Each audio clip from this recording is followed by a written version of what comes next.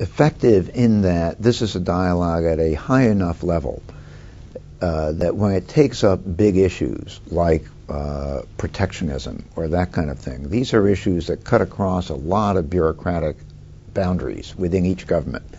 When it's taken up at the level of this dialogue, you're dealing with people who can bring together the various players who have to come together to coordinate to address an issue like that on each side. My only feeling, for example, is that we ought to put a few things together here and really get a win out of this strategic and economic dialogue.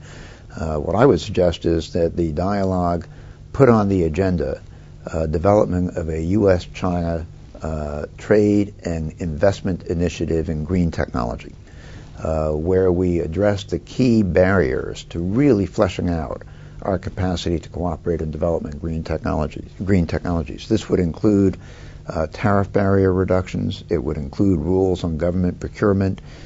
It would include non-tariff barriers. It might even include restrictions on technology exports on each side.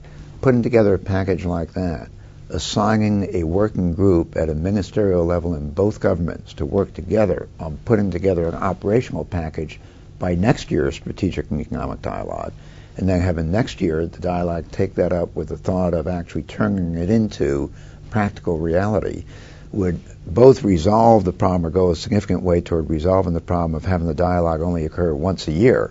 Right? This would have a continuing, very important initiative, and it would also potentially exempt this broad sector, green technology, which includes, transportation and energy and building efficiency and so forth. It might exempt that broad sector from the constraints that are being imposed now by protectionist pressures on both sides. So it could be a real window for development of our relationship on a healthy economic basis that at the same time would strengthen the strategic and economic dialogue process.